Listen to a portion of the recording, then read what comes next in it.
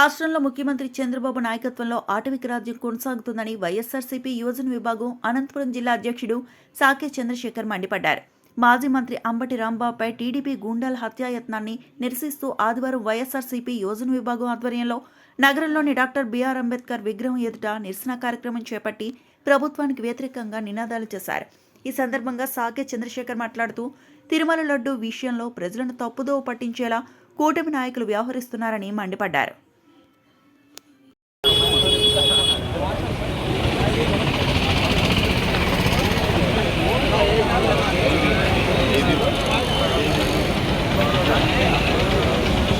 ఏంది ఇది ఎంత ముప్పు వస్తుంది?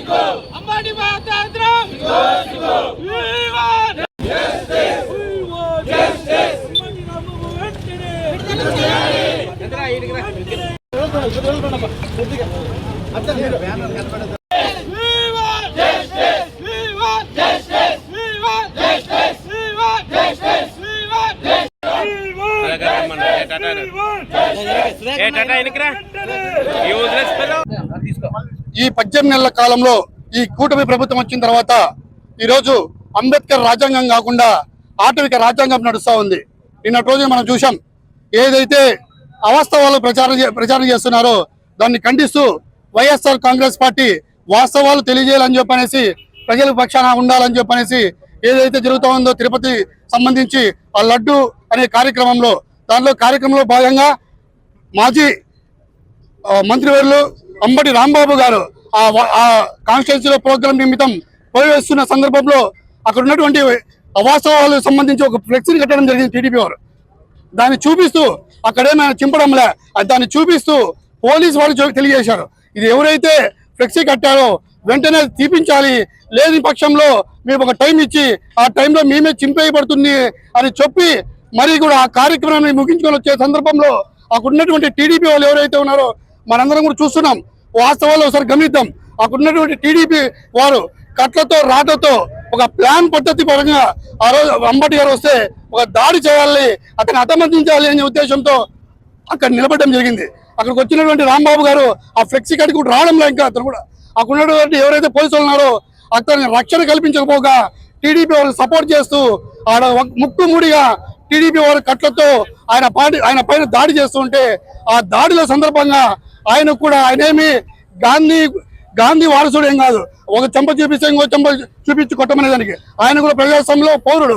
ఎవరికైనా కోపం అనేది వాస్తవమే వచ్చేది కూడా. అందులో భాగంగా ఆయన కూడా ఎవరైతే అక్కడ ఆయన పైన దాడి చేసుకొచ్చారో వాళ్ళపైన రివర్స్ కావడం జరిగింది.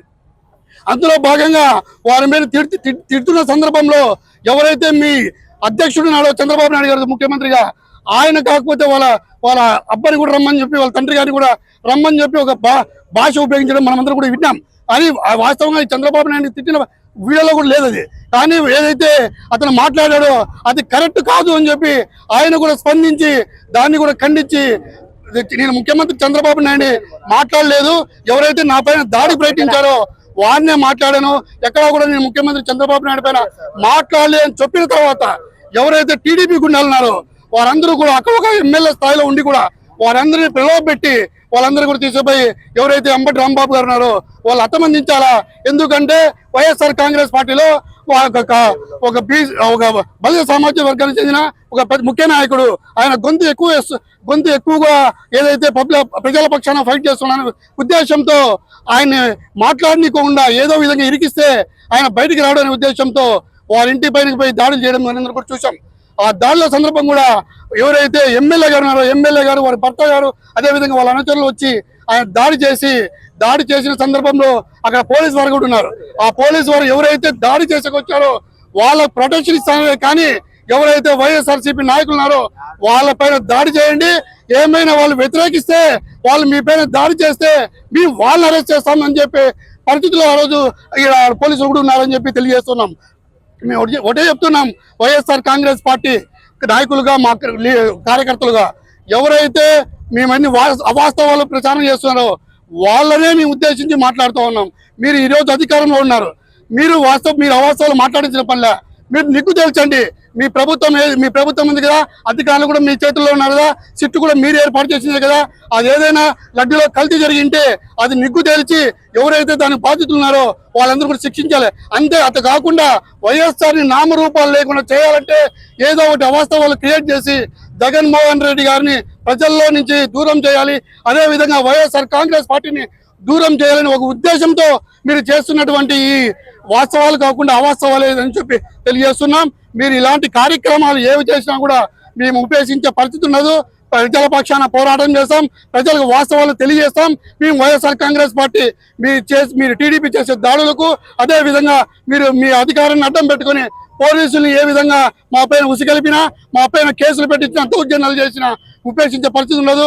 అంబటి రాంబాబు గారిని ఏదైతే అరెస్ట్ చేశారో వెంటనే విడుదల చేయాలని చెప్పి వైఎస్ఆర్ కాంగ్రెస్ పార్టీ మా అధ్యక్షులు, యువజన విభాగం అధ్యక్షులు జక్కంపూడి రాజా గారు, అదే విధంగా అనంతపురం జిల్లా అధ్యక్షులు అనంత వెంకటరామరెడ్డి గారి ఆధ్వర్యంలో ఈరోజు నిరసన కార్యక్రమం చేశాం.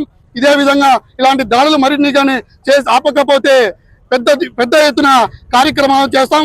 వైఎస్ఆర్ కాంగ్రెస్ పార్టీ ప్రజల పక్షాన ఉద్యమిస్తామని చెప్పి తెలియజేస్తా ఉన్నాం. అధికారంలోకి వచ్చిన తర్వాత రాష్ట్రంలో అరాచక పాలన జరుగుతుంది అన్న నడానికి నిదర్శనము నిన్నటి రోజున వైఎస్ఆర్ కాంగ్రెస్ పార్టీ సీనియర్ నాయకులు మాజీ మంత్రివర్యులు అయినటువంటి అంబటి రాంబాబు గారి పైన ఏకధాటిగా అంటే 6-7 గంటల పాటు కూడా అతని పైన, అలాగే వాళ్ళ ఇంటి పైన, వాళ్ళ కుటుంబ సభ్యుల పైన దాడి చేయడం అనేది మేము వైఎస్ఆర్ కాంగ్రెస్ పార్టీ యువజన విభాగం ఆధ్వర్యంలో కూడా మేము ఖండిస్తా ఉన్నాము. ఎందుకంటే రాష్ట్రంలో అంబేద్కర్ రచించినటువంటి రాజ్యాంగ స్ఫూర్తిగా పరిపాలన చేయాల్సినటువంటి కూటమి నాయకులు ఈ రోజు రెడ్ బుక్ రాజ్యాంగం తోటి ప్రజలను భయభ్రాంతులకు గురి చేస్తూ వైఎస్ఆర్ కాంగ్రెస్ పార్టీ నాయకులను బెదిరింపు ధోరణికి అంబటి రాంబాబు గారిని హత్యాయత్నం చేశారు. ఈ ధోరణిని వెంటనే మీరు మానుకోవాలని తెలియజేస్తా ఉన్నాం. ఎందుకంటే అంబటి రాంబాబు గారు మాట్లాడిన తర్వాత వారు మళ్ళా కూడా క్షమాపణ చెప్పారు. ఎందుకంటే తిరుమల తిరుపతి లడ్డూ విషయంలో అత్యున్నత న్యాయస్థానం ఏర్పాటు చేసినటువంటి సిట్టు ఏ విధమైన లడ్డూలో ఎటువంటి కల్తీ జరగలేదు అని నిర్ణయం వచ్చిన తర్వాత మీరు కట్టినటువంటి ఫ్లెక్సీలను చించివేసిన తర్వాత మరీ కూడా క్షమాపణ చెప్పారు. అప్పటికైనా మీరు దాన్ని మానుకోకుండా తన పైన కంటిన్యూగా దాడి చేయడం అనేది మేమందరం కూడా ఖండిస్తా ఉన్నాము. ఇటువంటి చర్యలకు భవిష్యత్తులో మీరు పాల్పడితే మాజీ ముఖ్యమంత్రి వర్యులు వైఎస్ జగన్మోహన్ రెడ్డి గారి ఆదేశాల మేరకు, అలాగే యువజన విభాగం ఆధ్వర్యంలో కూడా మేము మరిన్ని కార్యక్రమాలు చేపడతామని కూడా ఈ సందర్భంగా తెలియజేస్తా ఉన్నాం.